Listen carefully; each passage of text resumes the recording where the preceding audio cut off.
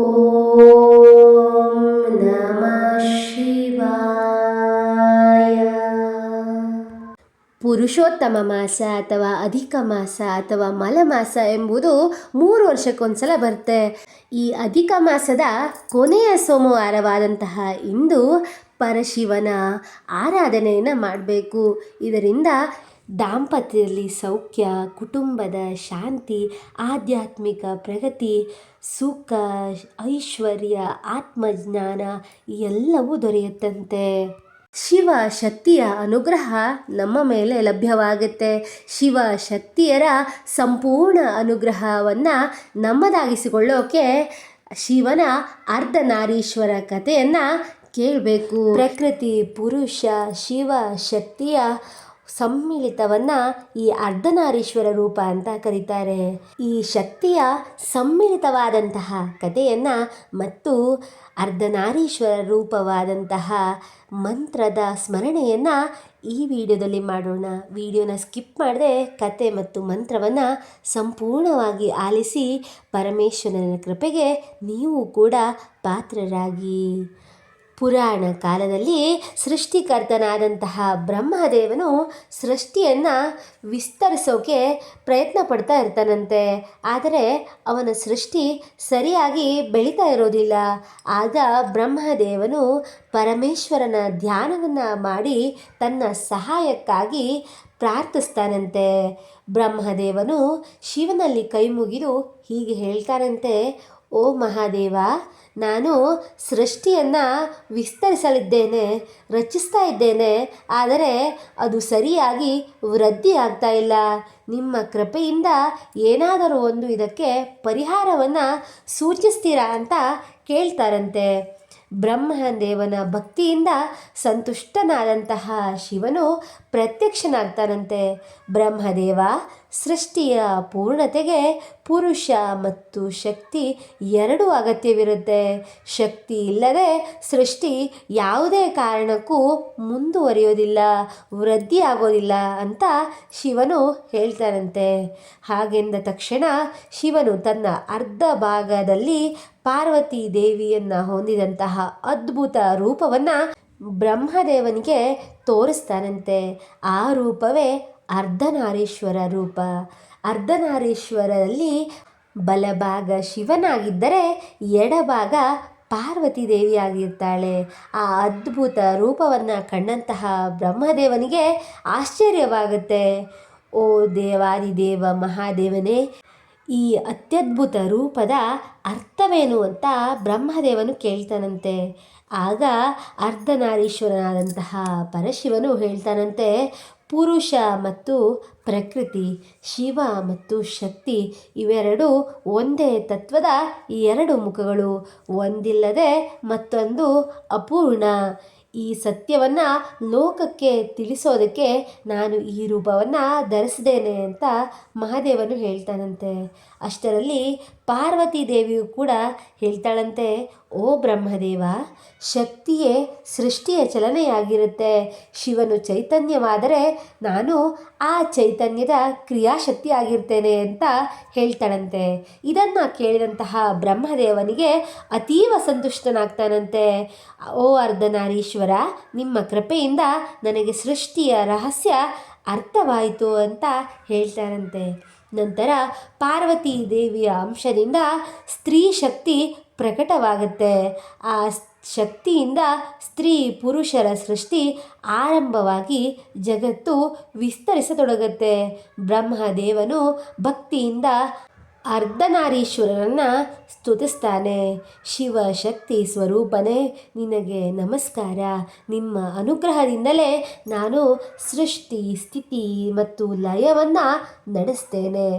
ಆಗ ಅರ್ಧನಾರೀಶ್ವರರು ಹೀಗೆ ಆಶೀರ್ವಾದವನ್ನು ಮಾಡ್ತಾರಂತೆ, ಯಾರು ಭಕ್ತಿಯಿಂದ ನನ್ನನ್ನು ಆರಾಧಿಸ್ತಾರೋ ಅವರಿಗೆ ದಾಂಪತ್ಯ ಸುಖ, ಐಶ್ವರ್ಯ, ಆತ್ಮಜ್ಞಾನ, ಕುಟುಂಬ ಸೌಖ್ಯ ಎಲ್ಲವೂ ದೊರೆಯುತ್ತೆ ಅಂತ. ಹೀಗೆ ಅರ್ಧನಾರೀಶ್ವರರ ರೂಪವು ಶಿವ ಮತ್ತು ಶಕ್ತಿಯ ಅವಿನಾಭಾವ ಸಂಬಂಧದ ಸಂಕೇತವಾಗಿ ಪ್ರಸಿದ್ಧವಾಗುತ್ತೆ. ಈ ಅಧಿಕ ಮಾಸದಂದು ಈ ಕಥೆಯನ್ನು ಕೇಳೋದು ಅತ್ಯಂತ ಶ್ರೇಯಸ್ಕರ. ಕುಟುಂಬದ ಆರೋಗ್ಯ, ಆಯುಷ್ಯ, ನೆಮ್ಮದಿಯನ್ನು ವೃದ್ಧಿಸುವಂತಹ ಈ ಕಥೆಯು ನಿಮ್ಮೆಲ್ಲರ ಜೀವನದಲ್ಲಿ ಹೊಸ ಬೆಳಕನ್ನು ತಂದುಕೊಡಲಿ. ಅರ್ಧನಾರೀಶ್ವರ ರೂಪವು ಸ್ತ್ರೀ, ಪುರುಷ, ಶಿವ, ಶಕ್ತಿ, ಚೈತನ್ಯ ಮತ್ತು ಕ್ರಿಯೆಯ ಸಮ್ಮಿಳಿತವಾಗಿರುತ್ತೆ. ಈ ರೂಪದ ಆರಾಧನೆಯಿಂದ ದಾಂಪತ್ಯ ಸುಖ, ಕುಟುಂಬ ಶಾಂತಿ, ಆಧ್ಯಾತ್ಮಿಕ ಪ್ರಗತಿ ದೊರೆಯುತ್ತೆ ಅಂತ ನಂಬಲಾಗುತ್ತೆ. ಈಗ ಅದ್ಭುತವಾದಂತಹ ಶಿವಶಕ್ತಿಯ ರೂಪದ ಕಥೆಯನ್ನು ಕೇಳಿ ಆಯಿತು. ಜಗತ್ತಿನ ವೃದ್ಧಿಗಾಗಿ ಶಿವನು ತಾಳಿದ ರೂಪವ ನೋಡಿ ಆಯಿತು. ಈಗ ಮಂತ್ರದ ಪಾರಾಯಣವನ್ನು ಮಾಡುತ್ತಾ ಶಿವಶಕ್ತಿಯರ ಸಂಗಮದ ರೂಪವಾದಂತಹ ಅರ್ಧನಾರೀಶ್ವರರಿಗೆ ವಂದನೆಯನ್ನು ತಿಳಿಸೋಣ. ಓಂ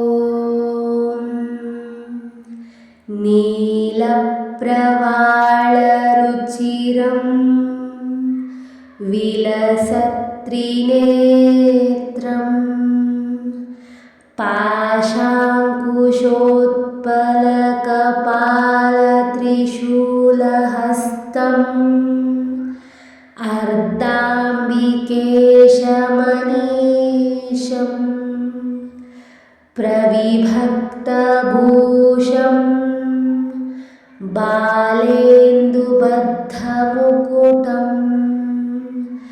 ಪ್ರಣಮಾಮಿ ರೂಪಂ. ಓಂ ನೀಲಪ್ರವಾಳರುಚಿರಂ ವಿಲಸತ್ರಿನೇತ್ರಂ ಪಾಶಾಂಕುಶೋತ್ಪಲಕಪಾಲತ್ರಿಶೂಲಹಸ್ತಂ ಅರ್ಧಾಂಬಿಕೇಶಮನೀಶಂ ಪ್ರವಿಭಕ್ತಭೂಷಂ ಬಾಲೇಂದುಬದ್ಧಮುಕುಟಂ ಪ್ರಣಮಾಮಿ ರೂಪಂ. ಓಂ ನೀಲಪ್ರವಾಳರುಚಿರಂ ವಿಲಸತ್ರಿನೇತ್ರಂ ಪಾಶಾಂಕುಶೋತ್ಪಲಕಪಾಲತ್ರಿಶೂಲಹಸ್ತಂ ಅರ್ಧಾಂಬಿಕೇಶಮನೀಶಂ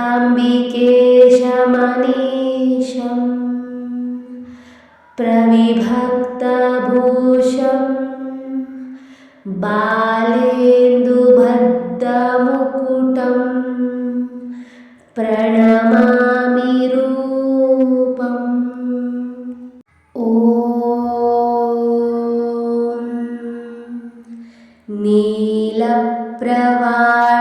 ನೀಲಪ್ರವಾಳರುಚಿರಂ ವಿಲಸತ್ರಿನೇತ್ರಂ ಪಾಶಾಂಕುಶೋತ್ಪಲಕಪಾಲತ್ರಿಶೂಲಹಸ್ತಂ ಅರ್ಧಾಂಬಿಕೇಶಮನೀಶಂ ಪ್ರವಿಭಕ್ತಭೂಷಂ ಬಾಲೇಂದುಬದ್ಧಮುಕುಟಂ ಪ್ರಣಮಾಮಿ ರೂಪಂ. ಓಂ ನೀಲಪ್ರವಾಳರುಚಿರಂ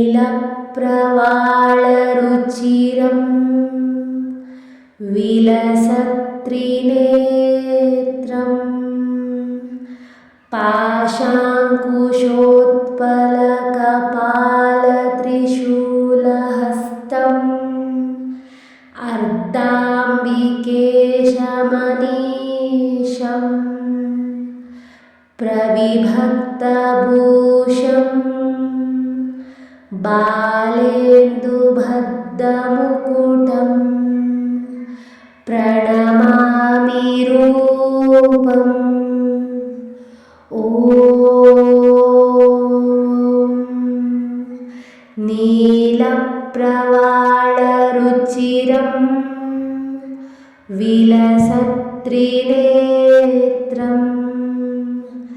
पाशाङ्कुशोत्पलकपालत्रिशूलहस्तम् अर्धाम्बिकेशमनीशम्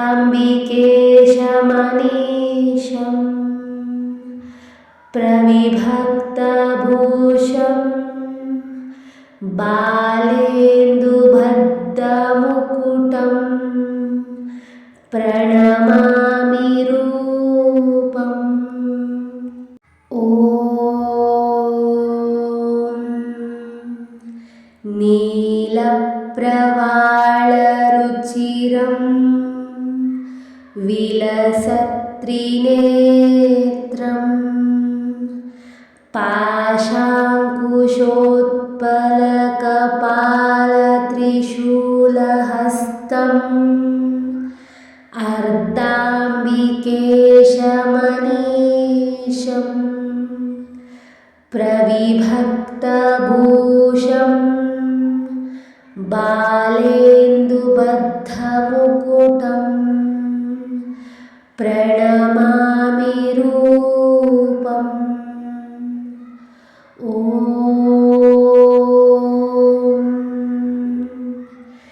नीलप्रवाळरुचिरं विलसत्त्रिनेत्रं पाशाङ्कुशोत्पलकपालत्रिशूलहस्तम् अर्धाम्बिकेशमनीशम् प्रविभक्तभूषं बालेन्दुभद्रमुकुटं प्रणमामि रूपम्। ॐ नीलप्रवाळरुचिरं विलसत्त्रिनेत्रं पाशाङ्कुशोत्पलकपालत्रिशूलहस्तम् अर्धाम्बिकेशमनीशम् प्रविभक्तभूषं बालेन्दुभद्रमुकुटं प्रणमामि रूपम्। ॐ नीलप्रवाळरुचिरं विलसत्त्रिनेत्रं पाशाङ्कुशोत्पलकपालत्रिशूलहस्तम् अर्धाम्बिकेशमनीशम् प्रविभक्तभूषं बालेन्दुबद्धमुकुटं प्रणमामि रूपम्। ॐ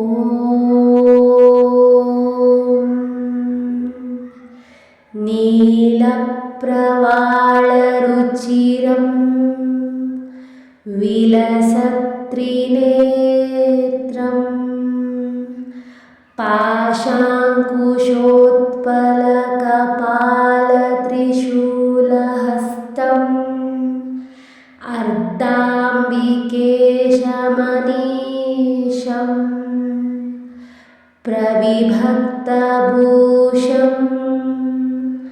बालेन्दुभद्रमुकुटं प्रणमामि रूपम्। ॐ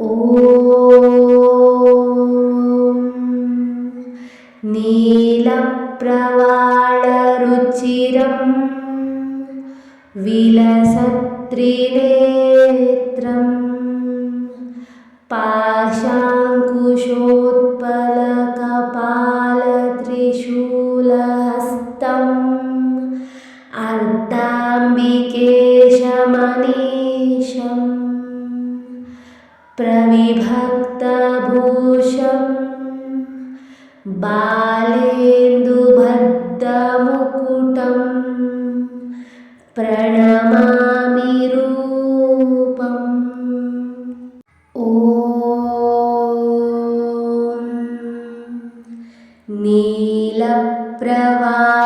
नीलप्रवालरुचिरं विलसत्त्रिनेत्रं पाशाङ्कुशोत्पलकपालत्रिशूलहस्तम् अर्धाम्बिकेशमनीशं प्रविभक्तभूषं बालेन्दुबद्धमुकुटं प्रणमामि रूपम् ॐ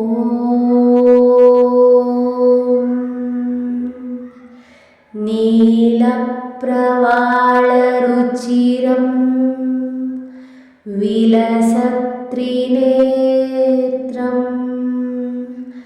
पाशाङ्कुशोत्पलकपालत्रिशूलहस्तम् अर्धाम्बिकेशमनीशं प्रविभक्तभूषं बालेन्दुबद्धमुकुटं प्रणमामि रूपम्